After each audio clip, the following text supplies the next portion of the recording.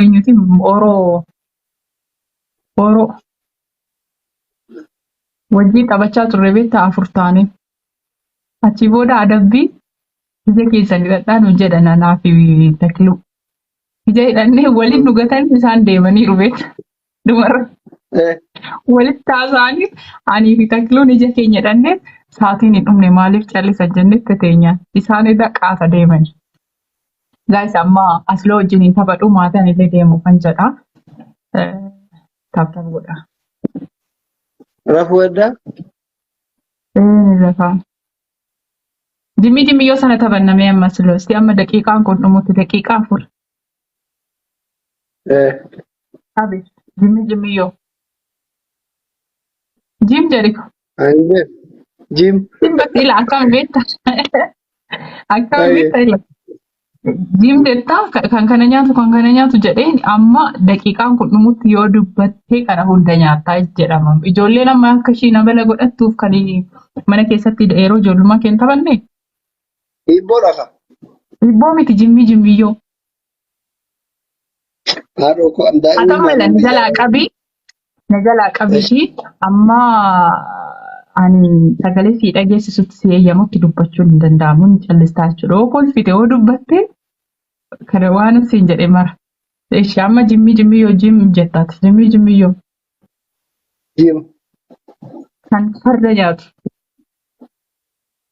Waraabessa.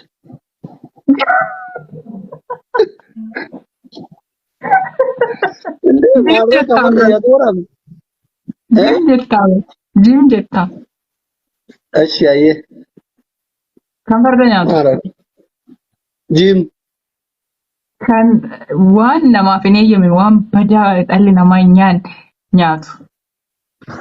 Jim. Kan nama nyaatu. Jim Mooneko. Maaluma kun. Amma andaanqoon kun baargama geesse as deebitutti namni dubbate yoo dubbatte kana hunda nyaattaan. Jim.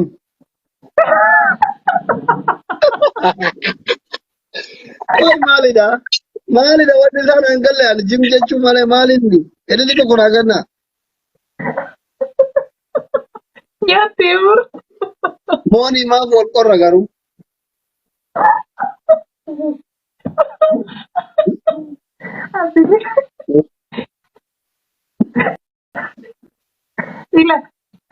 Tapha kana nama si jeeqeef sin gorsan.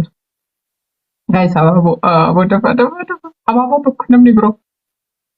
Nama si jeeqe. Abaaboo irra dhala. Nama si jeeqe. Waay farsiin himaa nama si jeeqe kana booda. Akkatti jala qabitaa arganii dura guutanii akka jala qabe abaaboo. Akkasitti. Baay'ee. Abaaboo bareeduu naami mana keessa haadha galatu. Nama si jeeqee kanan callisiisaa. Jimmi yootiin. Guys. Thank you. Galatoomaa dhugaa. Ulfaadhaa. Dabili. Dabil jedhan. Koomentii jalatti deebisaa gizeetiin achi gaaffii na gaafattu gaayis. Ani maalitti beeka waan akkana? Hin taphanne yeroo ijoollee taatee akkoo taphni kun baay'ee tapha aadaa Oromooti. Afaan Oromoo keessa tapha jirudha bara. Mammaaksi jira. Sheekkoon jira. Durduriin jira. Jimmite yookiin Jimmiyyoodha. Isin biratti loqoda biraa ta'uu danda'a. Hin jiraatu sirriitti. Dhiibbaan ta'e Hibboo jira. Dhiibbaan ta'e amma maatii nama naannoo keessan jiran. Amma isaanii baruu fa'aa foollaa keessan fa'aa ijoollee amma qaban ijoollee dhiiraa ijoollee dubaraa maatii aga qaba waan akkasiin qabanne. Hibboo dhagaa. Amma seenaa maal barsiisaa jirta ija kanaan dhugaa rabbii afoola barsiisuu qabda. Gaafa seenaa mana keessatti ammoo sin jeeqxe amma ijoollee yeroo amma moobaayilitti kennanii callisiisu bara yeroo keenya akkam beekta amma mana keessatti hin jeeqna 2-3-4 taatee gaafa maatiitti waccee rakkistu maal godhu beekta jimmiyyoo kana si qabachiisu maatii jimmiyyoo siin jedhu ati jalaa qabdee jim jettaa kan akkas ta'u maal ta'u siin jedhu ijoollee namoota saayirtu asloo kan ammoo waan amma siin jedhe kana nyaatu siin jedhu jiim jetta. Amma handaanqoon koo yookiin sangaan koo